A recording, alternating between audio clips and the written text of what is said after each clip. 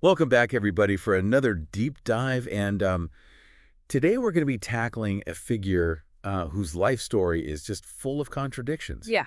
So we're going to be looking at Chris Butler, Right. who is a prominent figure in the Hare Krishna movement. And he went from a renunciate, adopting the name Siddhaswarupananda Paramahamsa, to a wealthy businessman, all while keeping those religious titles. It is a fascinating case study. Yeah. The sources you've gathered accounts from both current and former members of Butler's organization. Right. The Science of Identity Foundation, or SIF, really get into the complexities of the situation. And I think that's what makes this deep dive so intriguing. Can someone truly live a life of material wealth and spiritual renunciation simultaneously? We're going to explore that question today. Yeah, what's particularly interesting is the reaction that the situation has provoked. Right. The differing perspectives within SIF. Right. And from those who have left the organization really highlight the questions Butler's journey raises about the compatibility of spirituality and materialism. Right. And it's not just a theoretical debate. Yeah. It has real-world implications for the people involved. Exactly. So let's start by understanding Butler's background a bit better. Butler's involvement with the Hare Krishna movement began in the 1970s when he joined ISKCON, the International Society for Krishna Consciousness. Okay. And he made quite a dramatic entrance, donating a large sum of money and bringing a whole group of his own followers into the fold. Talk about making a splash. He obviously wasn't afraid to stand out, even from the beginning. No. And it was around this time that he adopted the name Siddhaswarupananda, right? Yes, exactly. Yep. And his unique approach continued to cause some friction. Right. His relationship with ISKCON's founder, A.C. Bhaktivedanta Swami, wasn't always smooth sailing. What were the points of contention? Well, Butler held different views on certain traditional practices. Okay. For instance, he questioned things like shaving heads and wearing robes, which are typical outward expressions of devotion in ISKCON. Okay. This caused some tension with the ISKCON leadership. It sounds like he was already carving his own path within the movement. Yes, he was definitely Yeah. a bit of a maverick. And this independent streak becomes even more pronounced when we look at his transition from spiritual leader to a businessman deeply involved in various ventures. Absolutely. And this is where we start to see the heart of the controversy. Okay. We're talking about businesses like Down to Earth, a chain of health food stores, Yeah. Thai Leaf Productions, a film production company, Okay. and even a multi-level marketing company called QNet. Quite a diverse portfolio. But how does someone who has taken vows of renunciation, Right. of giving up material possessions, reconcile that with running successful businesses? That's the million-dollar question, isn't it? It is. And it's one that has led to accusations of hypocrisy from former SEF members. Right. They allege that while Butler was amassing wealth, many of his disciples were living and working in modest conditions, often for little or no pay. Some of the accounts are pretty jarring. Yes. They describe lavish spending on things like gourmet meals, luxurious houses, and extravagant renovations for Butler, Yeah. while his followers were expected to live a much simpler lifestyle. There are even accounts of Butler allegedly demanding money from people who wanted to see him or attend gatherings. Wow. Former members describe a system where access to the guru came at a price, which directly contradicts the traditional understanding of a spiritual leader being accessible to all. That's a stark contrast to the image of a renunciate who has detached himself from worldly possessions and desires. Right. Did these accusations ever lead to any formal investigations or actions against Butler?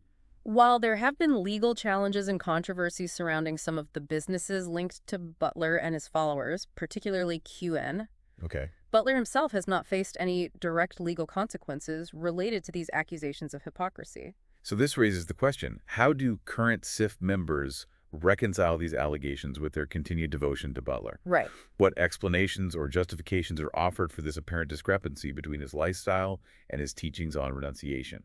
That's where we see the power of belief and the complexities of the guru-disciple relationship come into play. Yeah. Current SIF members may interpret his actions and teachings differently than those who have left the organization. Okay. They might see his business ventures as a way to support his teachings or view his material wealth as not contradicting his spiritual status. It seems like there's a lot of nuance to unpack here. Definitely. We've got former members crying foul and current members defending Butler. It's a complex situation. It highlights the subjective nature of interpreting religious teachings and practices. And it adds another layer of complexity to our central question. Can someone be both a renunciate and a successful businessman? Right. We've only just begun to scratch the surface of this fascinating and controversial story. I'm definitely ready to dive deeper into this. Let's do it. We need to explore more about these businesses, especially the controversy around QNet and how it reflects on Butler's leadership. Absolutely. Let's delve into those businesses a bit more. You mentioned QNet. That seems to be where a lot of the controversy is focused. QNet is where things get particularly murky. It's a multi-level marketing company. Right. And those often operate in a bit of a gray area, legally speaking. Yeah. In this case, QNet has actually faced legal troubles in several countries. What kind of legal troubles are we talking about? Accusations of fraud and operating as a pyramid scheme are pretty common with these types of companies. Yeah. People invest money with the promise of big returns by recruiting others, but often it's the people at the top who benefit while those lower down lose out. And this is directly linked to Butler because... The leader of QNet is Joseph Bismarck, also known as Japadas, who is a longtime disciple of Butler. Okay. So that connection alone raises eyebrows. But there are also allegations that some of the money flowing into QNet was then funneled back to Butler or SIF. So it creates a potential conflict of interest. At the very least, it makes you question whether the financial success of QNet was prioritized over the well-being of its members, many of whom were likely followers of Butler themselves. Precisely, and this ties back to the accusations of hypocrisy. Right. Former SEF members claim that Butler encouraged his disciples to join QNet, essentially using their devotion to him as a means of boosting the company's profits. That's quite disturbing if true. It paints a picture of a leader potentially exploiting the trust of his followers for financial gain. It's important to acknowledge, though, that QNet and its supporters maintain that it is a legitimate business opportunity. Okay. They deny any wrongdoing and claim the accusations are baseless. But the fact that it has faced legal action in multiple countries does lend some weight to the concerns, doesn't it? It does. And even if we set aside the legal issues, there's still a moral question here about the ethics of a spiritual leader being linked to a business that potentially exploits its members. Absolutely. And that's a question that each listener will have to grapple with for themselves. There's no easy answer, and it requires a careful examination of the evidence and a consideration of one's own values. It's definitely a lot to process.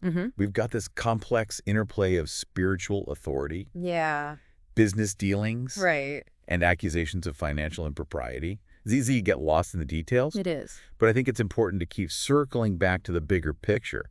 What does all this tell us about Chris Butler and his leadership? That's where the real meat of this deep dive lies. We're looking at a figure who has presented himself as a renunciate, someone who has transcended material desires. Yet he simultaneously built a substantial business empire. How do we reconcile these two seemingly contradictory aspects of his life? And how do his followers make sense of it? We've touched on the different perspectives within SIF and from those who have left. But I'm curious to delve deeper into the psychology of this dynamic. What is it about Butler and his teachings that inspire such fierce loyalty, even in the face of these controversies? That's a fascinating question. It speaks to the power of charisma and the complexities of the guru-disciple relationship. In many spiritual traditions, the guru is seen as a guide, a teacher, and sometimes even a divine figure. This can create a dynamic where followers are inclined to trust their guru implicitly, even when those actions or teachings seem to contradict conventional wisdom or morality. So it's about more than just agreeing with a set of beliefs. It's a deeper level of trust. And surrender to the authority of the guru. Exactly. And in Butler's case, he seems to have cultivated an image of himself as a unique and unconventional spiritual leader. He's not afraid to challenge traditional norms, whether it's questioning the need for outward symbols in ISKCon or his approach to business and wealth accumulation. This makes me think of those accounts from former SIF members describing Butler's extreme sensitivity to things like noise and even the presence of certain people. Yes. Those accounts offer a glimpse into a different side of Butler. One that might clash with the image of a humble and detached spiritual leader. For example, he reportedly had metal detectors installed to detect beeper watches. And demanded that disciples not wear them near him because the sound bothered him. There were even stories about him banning certain individuals from his presence? Or requiring them to wear bags over their heads so he wouldn't have to see them? Yeah, it's hard to reconcile this behavior with the traditional concept of a guru being compassionate and accessible to all. Right. Indeed, these accounts raise questions about the extent to which Butler's spiritual teachings were truly about renunciation and detachment, Yeah. or whether they might have been more about control and self-preservation. It adds a layer of psychological complexity to the whole situation, and it makes me wonder about the impact this kind of behavior had on his disciples. Yeah. Were they truly free to question his actions or teachings, or was there an element of fear or coercion involved? That's a crucial question, and one that we might not be able to answer definitively. Right. But it's worth considering the power dynamics at play in any guru-disciple relationship. When someone is seen as a spiritual authority, it can be difficult for followers to challenge or question their behavior, even when it seems harmful or unethical. Speaking of challenging authority, let's shift gears for a moment and talk about the boat accident that was mentioned in one of the sources. Okay. This incident involved a boat that was allegedly driven by Butler's bodyguards and disciples. Right. And it unfortunately resulted in a fatality. This incident raises many questions about accountability. Were those involved held responsible for their actions? And what role, if any, did Butler play in the events leading up to the accident? From the information available, the details surrounding the accident and its aftermath remain unclear. Right. But it does add another layer of complexity to Butler's story and raises concerns about potential negligence or lack of oversight. It also prompts us to consider the legal and ethical implications of a spiritual leader's potential involvement in such an incident. Did Butler take responsibility for the actions of his followers? And what impact did this event have on his image and the perception of his leadership within Ceph? These are questions that deserve further exploration, and it speaks to a broader theme that we've been circling around. Yeah. The intersection of spiritual authority and worldly accountability. Can someone who claims to have renounced the material world be held responsible for the consequences of actions that occur within that world? It's a tricky question, and one that likely has no easy answers, but it's a question that we must grapple with as we try to make sense of Chris Butler's complex and often contradictory journey. And as we continue to unpack his story, I think it's crucial to remember that there are multiple perspectives at play here. Yes. We have the accounts of former Ceph members who have distanced themselves from Butler and his teachings, often alleging hypocrisy and exploitation. Right. And we have current Ceph members who remain devoted to him, viewing his actions through a different lens. It's a reminder that truth is often multifaceted and elusive. Yeah. And as we delve deeper into this deep dive, it's essential to approach the information with a critical eye, considering all sides of the story. Right. And acknowledging the limitations of our own understanding. It's a challenging but ultimately rewarding process, isn't it? It is. This quest for understanding. Yeah. For making sense of the complexities of human nature. Right. And the often blurred lines between spirituality and materiality. Absolutely. It strikes me that this entire situation boils down to a fundamental question. Can a person truly detach from material desires while simultaneously building a business empire? Right. It seems like a paradox. It does, doesn't it? And that's the crux of the controversy surrounding Chris Butler. Yeah. On the one hand, he claims to be a sannyasin, a renunciate someone who has dedicated their life to spiritual pursuits and detached themselves from worldly possessions. Right. On the other hand, he's clearly a savvy businessman who has amassed considerable wealth.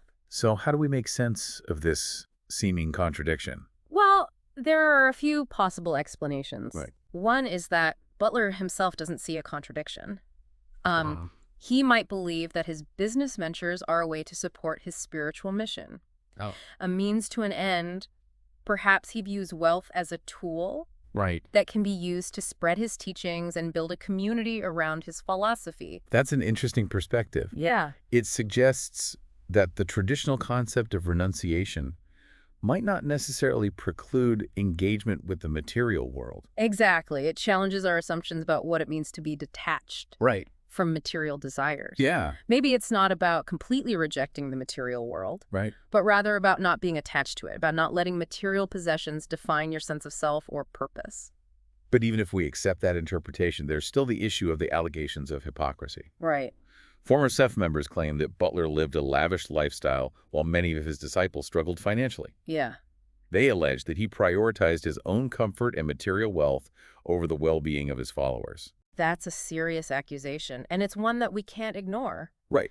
even if we grant that Butler's business ventures were intended to support his spiritual mission, it doesn't justify exploiting or taking advantage of his followers. Right. There's a clear ethical line that shouldn't be crossed. Yes. Regardless of one's spiritual beliefs or aspirations. Right. And it seems that for many former SUF members, that line was crossed. It's important to remember that we're dealing with two very different narratives here. Yeah. There's the narrative of those who remain devoted to Butler, who see him as a genuine spiritual teacher. Right. And believe that his actions are ultimately motivated by a desire to serve a higher purpose. Right. And then there's the narrative of those who have left SIF, right. who feel disillusioned and perhaps even betrayed by what they perceive as hypocrisy and a misuse of power. And navigating these competing narratives is what makes this deep dive so challenging and fascinating. We're not here to pass judgment. Right. Or definitively declare who is right or wrong, rather. We're trying to understand the complexities of this situation. Yeah. And offer you, the listener, the information you need to form your own conclusions. Exactly. We're presenting you with the pieces of the puzzle, the historical context, right. the accusations, the differing perspectives, right. and it's up to you to assemble those pieces and determine what picture they form for you.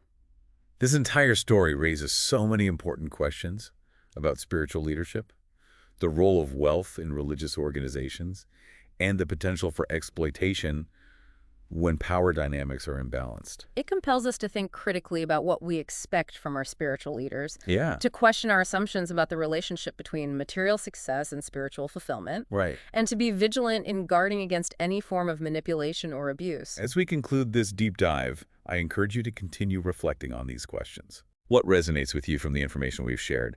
What aspects of Chris Butler's story challenge your own beliefs or values? And, perhaps most importantly, how can this exploration inform your own journey of seeking truth and meaning in the world? This deep dive into the life and legacy of Chris Butler has offered us a glimpse into the complexities of the human spirit. Right. The allure of spiritual authority and the ever-present tension between material desires and the yearning for something more. It's a story that invites us to question, to reflect, and to ultimately choose our own path with wisdom and discernment.